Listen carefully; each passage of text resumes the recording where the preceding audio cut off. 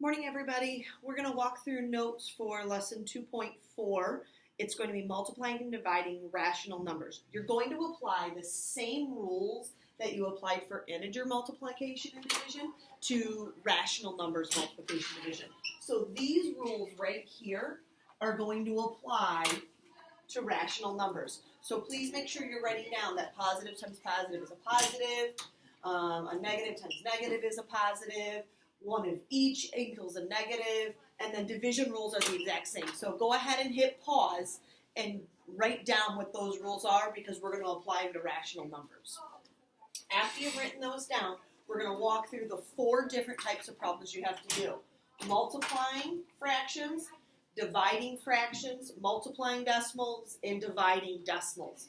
For multiplication and division, anytime you have fractions and you have a mixed number, you're going to change it to an improper fraction.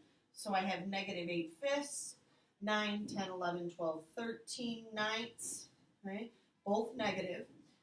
Canceling out, right? 26 over 5. Now, you don't have to worry about those negatives until the end because a negative and a negative is a positive. So you know your answer is going to be positive. And you're also going to have to go ahead and make sure it's in simplest form. Okay? Making sure that you're canceling out ahead of time to make the multiplication easy. Now for the division, same process, negative 6/5 divided by 7/5. Now, division, when you're multiplying, you're just multiplying straight across. Division, you actually have to multiply by the reciprocal. So the additional step is it changes to negative 6/5 times 7/5. Then you can go ahead and you're canceling out your 5's. Because 5 divided by 5 is 1. Negative 6 times 1 is negative 6. 7 times 1 is 7. So I have negative 6/7. The only difference between multiplication and division is multiplying by the reciprocal for the division problems. Multiplication. I'm going to multiply 32 times 14. 8, 12, 0, 2, 3, 8, 4, and 4. Now, I have 2 numbers. 1, 2 under the decimal. 1, 2. A negative and a positive is a negative, so my answer is negative 4 and 48 hundredths. Long division. This is asking how many 5/10 are in this. So this ends up being my divisor, and this is my dividend. All right.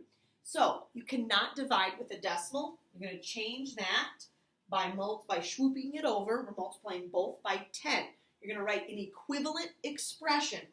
That equivalent expression is how many 5's go into 14.9. 5 goes into 14 2 times for 10. I bring down my 9. 5 goes into 49 9 times. That's 45. I have a remainder. Not allowed to have a remainder, so I add an additional 0. 5 goes into 40 8 times. Now, this decimal point, straight up.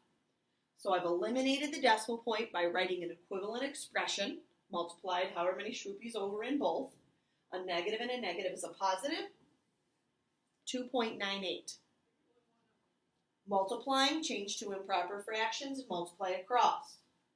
Dividing, change to improper fractions, multiply the reciprocal, then multiply across. Multiply, put the decimal points in at the end, however many decimal points you had. Over here, eliminate any decimal points in the divisor. If I move it once, I also move it once on this side, and then follow my long division rules. All right? Have a good day.